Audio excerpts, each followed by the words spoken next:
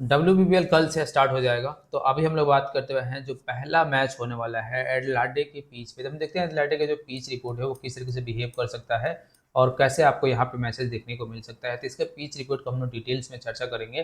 तो सबसे पहले अभी तक जो है आपने चैनल सब्सक्राइब नहीं किया है तो कर लेना, वीडियो पूरा देखना ताकि आपको इससे रिलेटेड सारी इन्फॉर्मेशन मिल जाए। और चाहे आप विनर खेलते हो, सेशन या किसी तरह का फैंटासी खेलते हो तो आपके लिए ये वीडियो बहुत ज़्यादा ज़रूरी होगा।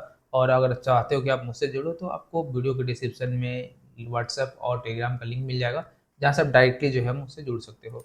अब बात कर लेते हैं इसके पिच जो है किस तरीके से बिहेव करेगा। सबसे पहले इस ग्राउंड पे अभी तक ये देखा गया है कि चेसिंग के लिए बहुत अच्छे तरीके से जो है वो यहाँ पे चेसिंग एडवांटेज मिलता है। और इसका रीज़न यही है कि 66% मैचेज यहाँ पे चेस हुआ है, यानी कि 24 में से 16 मैचेज यहाँ पे चेस हुआ है। और ये मेंस वालों की बात नहीं कर रहे हैं हम लोग बात कर रहे हैं जो वुमेन्स वाले मैचेज हुआ है उनका। तो अब फर्स्ट बैट पे यहाँ पे थोड़ा सा स्कोर जो है वो कम रहता है, जिसके चलते चेसिंग जो है वो बैटिंग ज़्यादा प्रीफर करती है। अब बात करते हैं स्कोरिंग ट्रेंड का। तो आप देखोगे जो एवरेज रन है वो है यहाँ पे 124 का। और 20 में से जो जितने मैचेज हुए हैं अभी 24 में से, उनमें से 20 मैचेज ऐसा हुआ जिसके स्कोर जो है 150 से नीचे रहे हैं। यानी कि आप ऐसा समझ सकते हो कि जो मेन स्कोरिंग एरिया है इसका वो 150 से नीचे ही रहता है। और इवन छोड़ दो 150, तो आप देखोगे जो मेन इनका एवरेज स्कोरिंग एरिया है वहीं पे जो है आपको देखने को मिलता है कि 20 मैचेज हुए हैं। अब गेम प्लान यहाँ पे क्या होगा कि बैट्समैन को सबसे पहले यहाँ पे जो है वो सेटल होना पड़ेगा। और सेटल होने के बाद वो कोशिश करेंगे कि 140-50 के आसपास जो है टारगेट लेके जाए, अगर पहले बैटिंग कर रहे हैं तो। और अगर सेकेंड बैटिंग कर रहे हैं तो वैसे भी यहाँ पे ज़्यादा बेनिफिट जो है वो मिलता है सेकेंड बैटिंग पे। अब बॉलर की एक बार बात कर लेते हैं। तो अगर कोई बॉलर है और वो डिफेंसिव स्ट्रेटजी अपनाता है यहाँ पे बॉलिंग करते हुए, तो वो ज़्यादा इम्पैक्टफुल हो सकता है। अब डिफेंसिव जो है अप्रोच का क्या मतलब है कि कोई भी बॉलर अगर रन खाना नहीं चाहता है शुरुआत में या लास्ट में भी, तो यहाँ पे ज़्यादा इम्पैक्टफुल बन जाएगा। लेकिन अगर कोई ऐसा बॉलर है जो कि कहीं भी बॉलिंग कर रहा है, कोई डिफेंसिव अप्रोच इस ग्राउंड पे नहीं है और साथ में मतलब विकेट लेने के लिए जा रहा है, तो वो थोड़ा सा महंगा साबित हो सकता है। क्योंकि इस ग्राउंड पे वही बॉलर बहुत अच्छे से अभी तक परफॉर्म किया है जिनका टैक्टिक जो है वो डिफेंसिव रहा है। डिफेंसिव का मतलब कि direct wicket to wicket ball करते जाओ, बैट्समैन गलती करेगा तो आउट होगा। और अगर रन बनाने की कोशिश भी करेगा तो बहुत ज़्यादा रन जो है यहाँ पे नहीं बनता है। तो अगर कोई भी बॉलर्स यहाँ पे नहीं चाहता है कि टारगेट 150 से ऊपर जाए, तो उसे डिफेंसिव अप्रोच लेके जो है वो जाना चाहिए। अब अर्ली विकेट जो है वहाँ पे बहुत ज़्यादा की सक्सेस जो है वो रहता है बॉलिंग में। क्योंकि अगर देखोगे तो यहाँ पे मेनली जो टारगेट एरिया है, जो फर्स्ट बैट का एवरेज, वो आप देखोगे तो 124 के आसपास रहा है, 130 के आसपास आप ऐसा ले लो। जिनमें से बहुत सारे स्कोर ऐसे हैं जो कि 120 के आसपास ही जो है वो बने हुए हैं।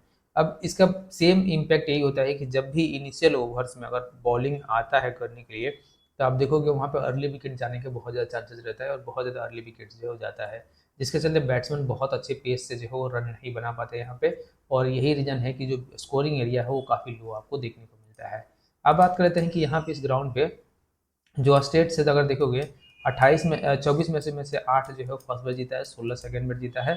और फर्स्ट बैट एवरेज देखोगे तो आपको 124 नजर आएगा, क्योंकि वो बहुत ज़्यादा जो है नहीं है। हाईएस्ट स्कोर देखोगे तो यहाँ पे 175 है जो कि एटलेटा स्ट्राइकर नहीं बनाया था। और लोवेस्ट यहाँ पे देखोगे तो 82 रन जो कि सेम टीम ने जो है वो बनाया था। तो अब बात करते हैं स्कोरिंग पैटर्न का। तो जो ज़्यादातर स्कोर 150 से नीचे ही है। और इवन अगर इसमें से 150 से अगर देखोगे तो इसमें से ज़्यादातर जो स्कोर है वो 130 से नीचे आपको देखने को मिलेगा। अब दो स्कोर ऐसे हुए जो 150 से 17 के बीच में गया है, और दो ही स्कोर ऐसे हुए हैं जो कि 170 से 90 के बीच में रहा है। 190 से ऊपर 24 मैच में से अभी भी कोई स्कोर जो है वो नहीं गया है।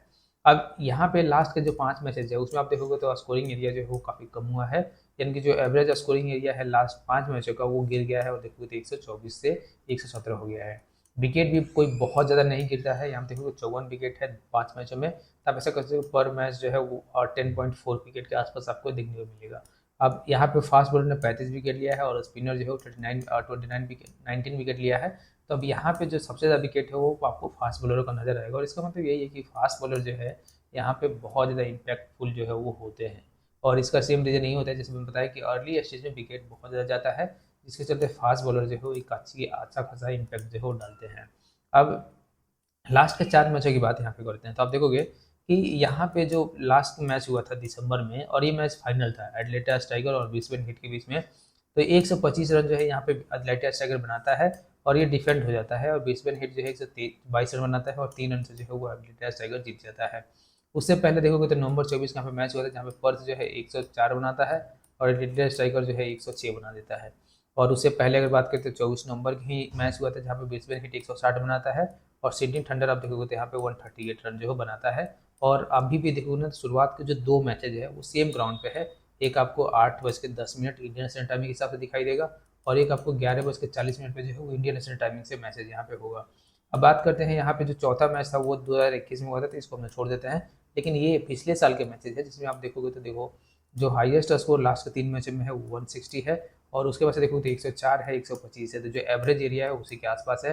तो चांसेस बहुत ही कम रहेगा कि इस ऐसी एरिया के आसपास जो है वो रन जाए, लेकिन अगर जाता है तो डिफेंसिव स्कोर जो है वो बहुत अच्छे तरीके से बन सकता है। तो ये चीज़ जो है आपको यहाँ पे ध्यान रख के जो हो जाना है। सो अभी तक आप मुझसे नहीं जुड़े और चाहते हो कि विनर सेशन एंट्री में बहुत अच्छे से आप प्रॉफिट उठा सको तो ये व्हाट्सअप का नंबर है जहाँ पे आपको जुड़ जाना है। साथ में टेलीग्राम पे जुड़ जाना, कॉल सर्च करके, और वीडियो के डिस्क्रिप्शन में डिटेल्स मिल जाएगा जहाँ से आप डायरेक्टली मुझसे जुड़ सकते हो। और अभी तक अपने चैनल सब्सक्राइब करें ताकि जब भी वीडियो अपलोड होगा उसका नोटिफिकेशन जो है आपको मिलते रहेगा। तो मिलता है आपसे अगली वीडियो में, तब तक के लिए धन्यवाद।